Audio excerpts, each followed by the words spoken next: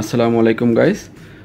আজকের ভিডিওটা অত্যন্ত গুরুত্বপূর্ণ হতে যাচ্ছে, সো আমি বলবো ভিডিওটা স্কিপ না করে শেষ পর্যন্ত দেখুন আর এবং শেয়ার করে অন্যদেরকে দেখার সুযোগ করে দিন।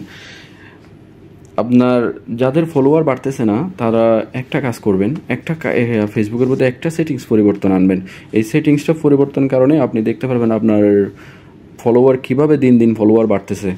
সো বেশি কথা না বলে ভিডিও শুরু করা যাক, কিভাবে সেটিংসটা পরিবর্তন করবেন। Let's go. প্রথমে আপনি আপনার ফেসবুক অ্যাপসের মধ্যে ক্লিক করবেন।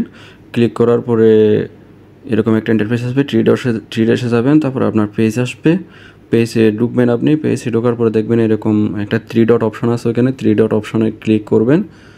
থ্রি ডট অপশনে ক্লিক করার পরে এরকম একটা ইন্টারফেস আসবে, এখানে আপনার এডিট অ্যাকশন বাটন দেখতে পাচ্ছেন, সেই এডিট অ্যাকশন বাটনে আপনি ক্লিক করবেন।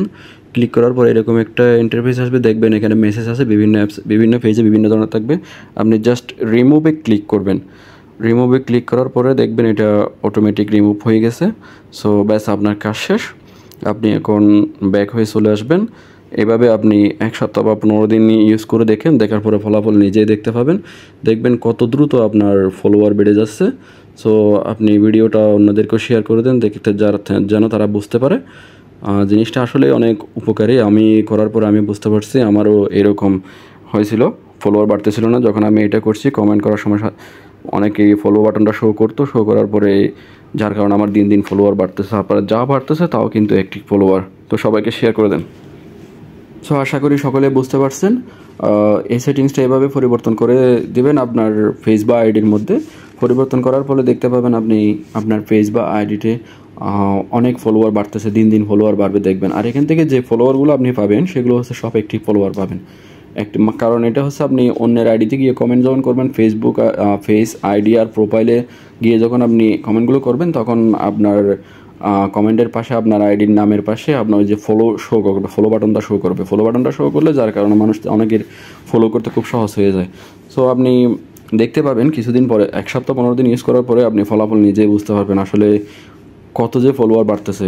সবগুলো কিন্তু অ্যাক্টিভ ফলোয়ার পাবেন। আমরা অনেকেই আছি ফলোয়ার বাড়ানোর জন্য অনেক বিভিন্ন গ্রুপে জয়েন হয়ে বিভিন্ন গ্রুপে বলে থাকি back to back follow, follow to follow, follow দিলে 100% ফলো পাবেন।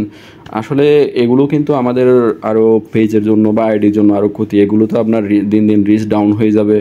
এগুলো আসলে একটা ফেসবুকের রুলসের মধ্যে পড়ে, বুঝছেন? এগুলো হচ্ছে আপনার জন্য আইডি বা পেজের জন্য অনেক ক্ষতিজনক একটা এগুলো করলে আপনার দিন দিন রিস্ক কমে যাবে।